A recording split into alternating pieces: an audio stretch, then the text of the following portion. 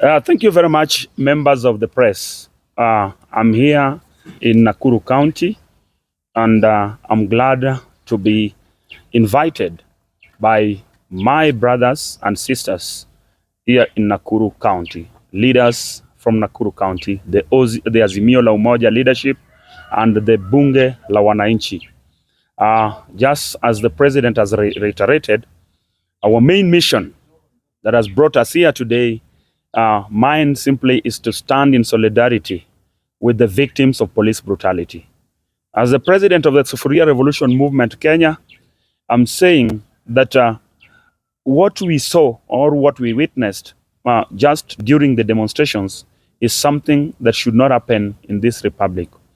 Therefore, as a people, as innocent civilians, as taxpayers, and as senior citizens of this republic, what we expect from the police is to protect the lives and properties of our people.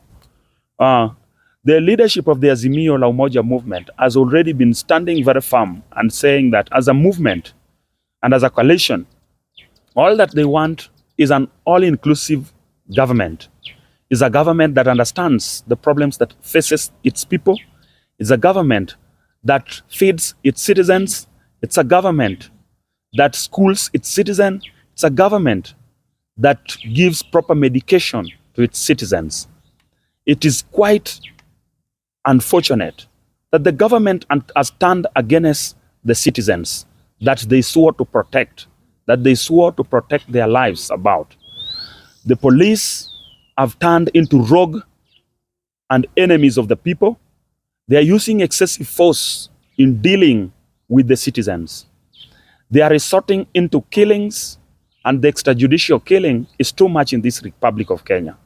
In Kisumu, we lost about 15 families. We have buried about 2 or 3. We are still remaining with about 10 that have not been buried. Here in Nakuru, they are victims of police brutality. Those that are still seeking those that are still seeking medication in different health centers here in Nakuru, and 2 that are lying dead. It is for this reason that today, led by the chairperson for Nakuru, the Azimio leader, and the Bunge la Wananchi, we have decided to converge here at this facility,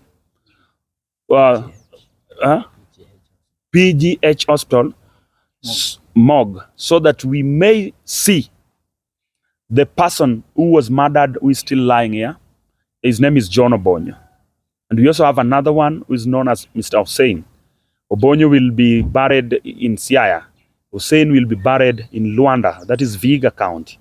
So as leadership and comrades in the field, we will be visiting those homes during the burial ceremonies, and we'll be standing with those families, and we'll continue to condemn the government in the strongest terms possible. As we say, it is barbaric, it is uncouth, it is uncalled for, and it is something that should not be tolerated in this republic. As I finish, I want to call upon the IPOA, the Independent Police Oversight Authority. It is the role of the IPOA to see to it that the policeman behaves in a way that is enshrined in the Constitution. The police is not a police force. Out of the new constitution that we promulgated in 2010, the police is a police service. The role of the police is to provide services to our people.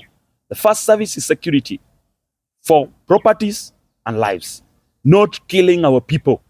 The criminals that are putting the uniform, the blue uniform, the men and women, we must weed them out. Bunge power. We must weed them out.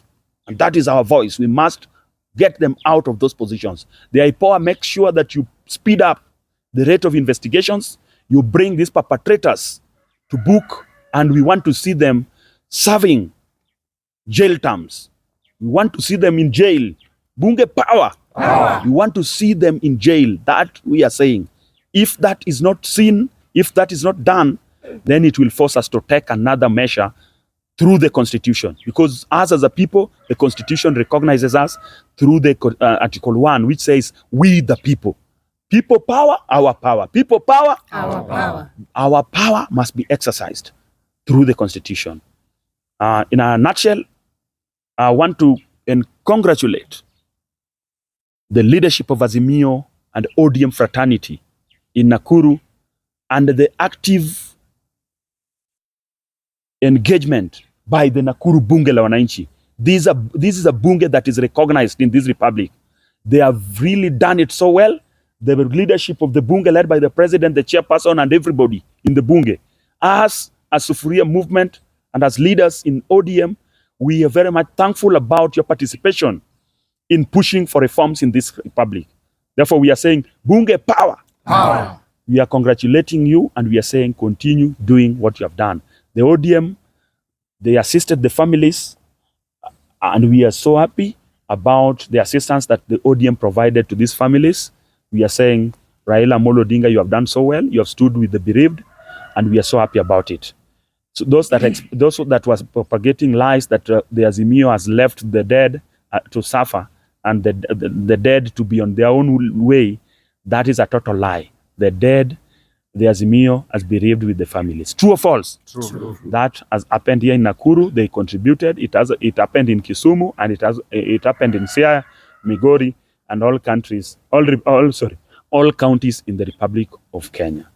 On the ICC, I want to tell Mr. Karim Khan, the prosecutor from the ICC, that we have seen some sinister motives around your coming in Kenya.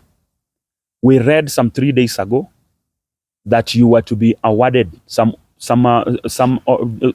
honorary in some university known as Mount Kenya University. We're telling you, we know that whatever they are doing to you today is to compromise the activities of your office. As a state parties to the ICC, Kenya is a state party to the ICC. We give out our monies to support the activities of ICC. We want the ICC to know that your presence here in Kenya is not for any formality, but is to assist us to get out of these extrajudicial killings and the massacre. It is wrong for the police to be used by those in power to kill the innocent civilians. Therefore, these matters and the death reports in Kenya, make sure that you do proper investigations.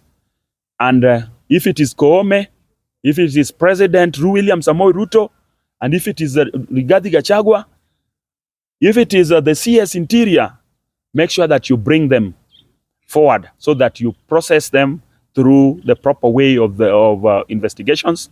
And if it is about jailing them, please jail them for us because we are so tired.